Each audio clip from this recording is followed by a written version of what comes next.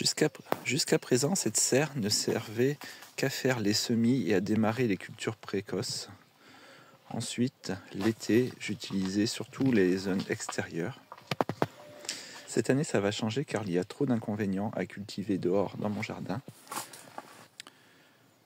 Alors, cultiver sur serre, ça me permettrait de limiter les effets négatifs des températures, des prédateurs. Normalement, je n'ai pas de chevreuils et de sangliers qui rentreront dans la serre. Alors, le premier test que j'aimerais essayer cette année, c'est de récupérer ces cuves de récupération d'eau de pluie et les transformer en wicking bed. Ainsi, aucun campagnol ne pourra rentrer par le dessous pour manger mes racines et je pourrai en profiter pour essayer de gérer l'arrosage de manière efficiente. Donc les travaux du jour, je vais essayer de supprimer tout mon espace réservé aux semis. Je vais essayer de déplacer cette cuve à eau, donc il faut que je vide tout. Je la mettrai à l'extérieur. Je ne vais pas la transformer en wicking bed cette année. Je vais attendre l'année prochaine, après les essais sur les petits récupérateurs d'eau, car c'est toujours utile d'avoir ici, dans la serre, 1 mètre cube d'eau à disposition pour arroser avec les arrosoirs. Alors après 6 mois sans arrosage dans la serre, car je n'ai plus arrosé depuis fin août, on peut constater que le côté où il y avait le simple paillage avec de l'herbe est très sec. Je n'arrive pas à creuser, la pelle ne s'enfonce pas. Alors que le côté où j'avais mis des bâches pour un peu réduire l'envahissement par les mauvaises herbes, surtout par le chien-dent, ce côté-là est resté un peu humide et j'arrive à mieux enfoncer la bêche. Alors, comme je ne sais pas trop par où commencer, j'ai mis en route le siphonnage de la cuve à eau pour pouvoir la sortir de la serre. Et j'attaque le nettoyage de la zone la plus encombrée de chiens-dents. Et j'essaye de vraiment faire un gros nettoyage pour ne pas être embêté.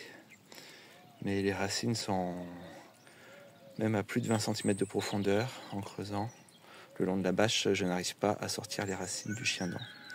Elles sont vraiment coriaces. Donc je pense que ce que je ferai, je mettrai une bâche le long de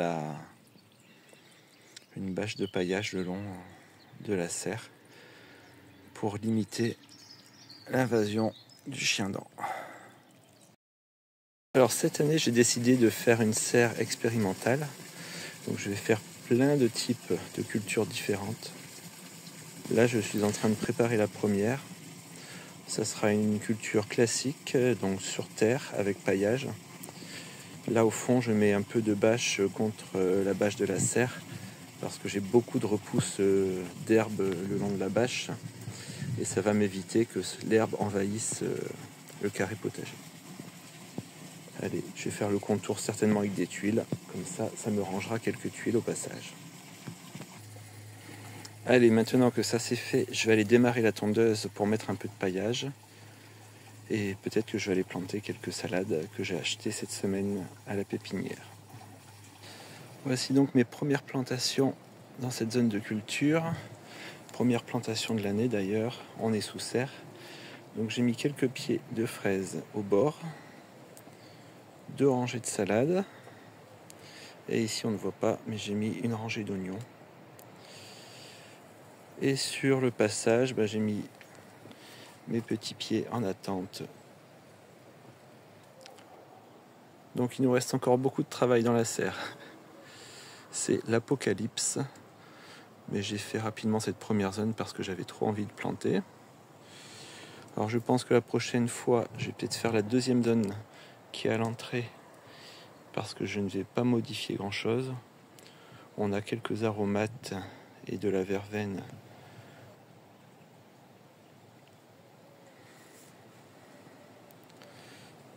Au milieu, il y aura une jardinière surélevée avec un contour en métal.